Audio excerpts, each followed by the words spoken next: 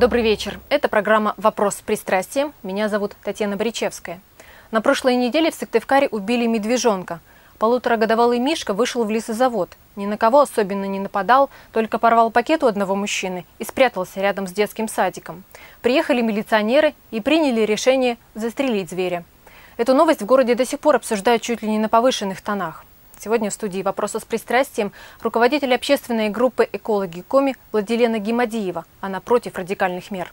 Владилена, а вы лично видели медведя? Вот вы с ним сталкивались вот так вот, лоб в лоб? Нет, никогда. Очень много рассказывали случаев в кругу. У меня большая семья, и каждый раз, когда собираемся, все грибники, охотники, там, ну, охотников мало, грибники, ягодники в основном. И встреча с медведем очень страшная на самом деле. Вот со взрослым медведем, говорят, бежишь так, что вот без оглядки себя не помнишь. Но ни разу не было случая, когда медведь напал. Владилена Гимадиева родилась в Сыктывкаре, выпускница Сыктывкарского лесного института, специальность инженер-эколог. В 2005-м независимый эксперт по экологии в Печорском межрегиональном управлении по технологическому и эконадзору. С 2006-го ведущий специалист отдела экологии и охраны окружающей среды администрации Сыктывкара. Сейчас работает ведущим инженер-экологом в федеральном госучреждении. Год назад организовала общественную группу «Экологи Коми». А вы почему так вот переживаете из-за этого медвежонка? Достаточно гневное эссе, которое было опубликовано на сайте БНКоми. Это личностное переживание, просто как неравнодушный человек. У меня до слез. Я говорю, что я себя 100 раз спросила, вот как бы я сама поступила. Мое окружение говорит, да ты бы бросилась под эти пули, не разрешила бы этого медвежонка несчастного убить. Но на самом деле я говорю, что я себя спросила много раз. Вот, ведь вас там испугалась бы я. Да, вот в том-то и дело. Хотя я хожу каждый день на эту остановку, я поэтому и задавалась вопросами. Дети, как бы мои рядом там, да, гуляют. Вот, и если бы что-то с ними случилось, естественно, я бы очень сильно переживала. Я не готова ко встрече с медведем в городской черте. Вот, это правда, но убивать было негуманно. Наверняка не единственный случай, когда будет выходить уже совсем вплотную к людям медведь, потому что лето голодное. Вот что вот по вашим рекомендациям, как эколога, следует делать? В идеале, да, как это должно быть? Я считаю, что нужно разработать программу. На каком уровне? На уровне республиканском, не муниципальном. Естественно, должны быть меры совместные приняты на муниципальном, республиканском и федеральном уровне. У нас не принят закон о жестоком обращении с животным. Это на федеральном уровне. На региональном уровне, вот, учитывая то, что у нас таежная республика, да, что у нас вокруг леса, ничем не регламентируется обращение с дикими животными. То есть мы не знаем, как поступить. То есть вам нужно вот сейчас, сразу вы инициаторы и пытаетесь, в хорошем смысле, раздуть эту тему, чтобы они не забыли, а что-то делали. Вам нужно выйти на Госсовет, например, и на Минприроды. Мы для начала созванивались со Светланой Уваркиной, организатором приюта «Друг». Значит, и решили предпринять совместные действия по обращению в Общественную палату Республики Коми. То есть вы надеетесь на этот орган?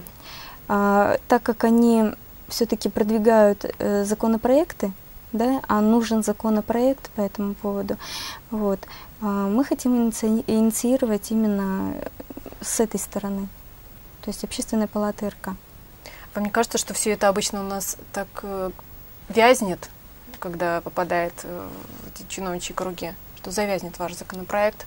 Нужно какими-то другими методами, может, побольше об этом говорить. После драки кулаками не машут, но его уже не спасти, этого медвежонка.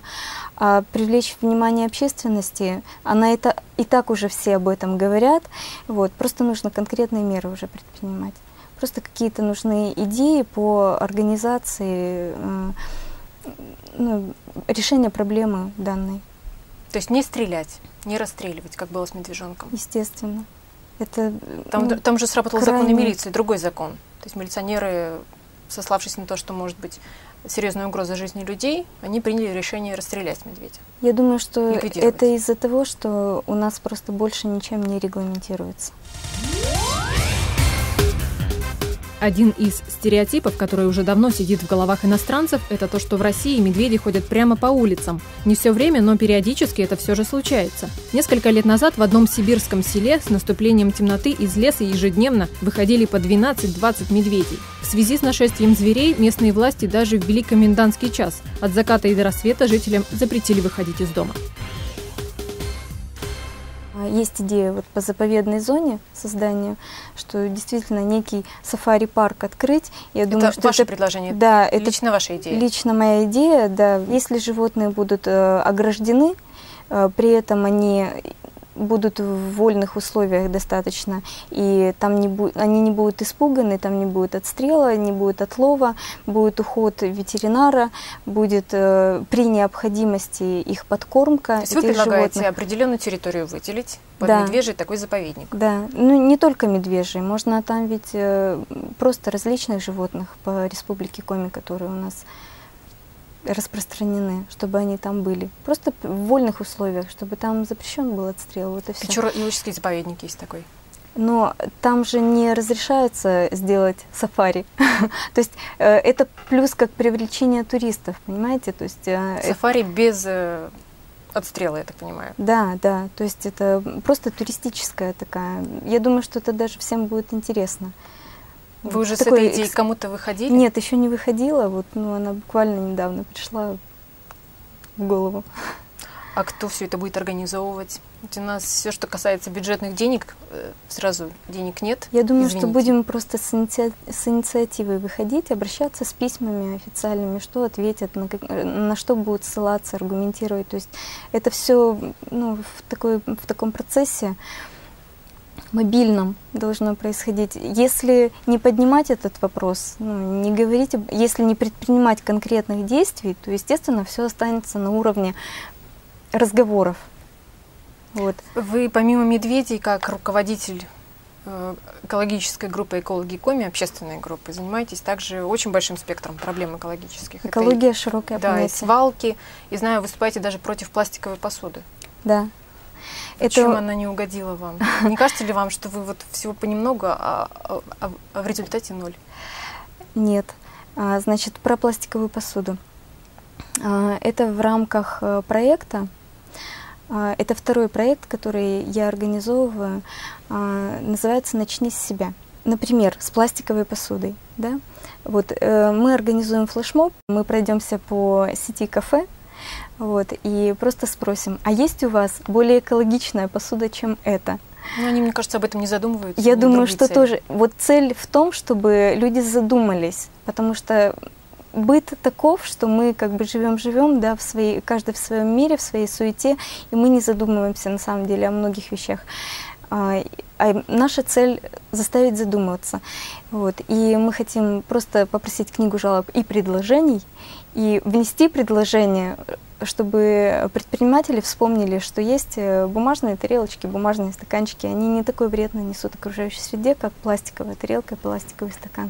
То есть вы пытаетесь аккумулировать общество? Да, сосредоточить вокруг каких-то проблем. Да, с разных сторон подходим, чтобы обратить внимание на проблемы города и республики, на экологические проблемы. Общественная группа «Экологи Коми» образовалась в интернете год назад. Владилена Гимадиева предлагала людям обсуждать насущные проблемы экологии Сыктывкара и республики в целом. Сначала единомышленники общались только виртуально, затем наиболее активные участники группы решили познакомиться лично. Далее стали появляться идеи, планы различных мероприятий по улучшению экологической обстановки. Сегодня в интернет-группе «Экологи Коми» 360 человек. Когда вы работали в отделе экологии и охраны окружающей среды в администрации города, другой вопрос, почему вы оттуда ушли? Я работала на период декретного отпуска, когда основной специалист был в декрете, то есть когда она вышла, то мне пришлось уйти. То есть это не вы стали неугодными, потому что вы такая защитница экологии. Сейчас вы, я знаю, и ругаете администрацию за то, что она ничего не делает в плане вырубки зеленых насаждений. Точнее, она сделала, она дала разрешение. Вот такая громкая история по Димитрову. Да, по Димитрову. Вот, но вы-то там работали, вы знаете, как это все происходит? Знаю, как все происходит. Варишься в этой кухне, знаешь. Ругать, я неоднозначно вот просто ругаю, да, я вношу предложение. То есть просто поругать Я считаю, что это сотрясение воздуха. Почему я разработала эту программу «Антизло»? Расшифровывается, да, альтернативная народная инвентаризация зеленых насаждений. Подсчитать каждое деревце предлагаете? Нет. Подсчитывает каждое деревце именно администрация. То есть они сейчас делают свою инвентаризацию зеленых насаждений. А эта инвентаризация, которая народная, да, она альтернативная именно по зонам. Она не по каждому дереву. У нас нет цели сосчитать каждое дерево. У нас цель определить зоны, которые несут рекреационное назначение. То есть это скверы, парки, аллеи. То есть наша задача создать реестр. Администрация должна вести реестр озелененных объектов общего пользования. Вот. Должна, но не ведет? Да, то есть у них прописано, что да, должен быть составлен реестр, но этого реестра на сегодняшний день, к сожалению, нет. Владилена, а вы с детства такая вот болеете за каждую травинку, за каждое деревце? Мама говорит, что да, с детства. Жучков в ладошках приносила, всяких паучков. Ну да, я и училась на химико-биологическом вначале, а потом вот в лесном институте на эколога. То есть, уже выбор определен с детства на самом деле. Вам не кажется, что нужно очень много сил приложить, чтобы как-то сдвинуть с мертвой точки? Да, или вообще может отказаться? Потому что все зря. На самом деле сложностей-то возникает много. Но что-либо остановить меня лично не может, потому что если забрать у меня сейчас экологию и стремление вообще улучшить, хотя бы вокруг себя окружающую среду, это значит отнять у меня все, то есть смысл жизни будет потерян. Владилена, спасибо вам за то, что вы пришли, и удачи вам в том, чем вы занимаетесь. Спасибо вам. Пусть успеха будет с каждым днем все больше. Всего доброго.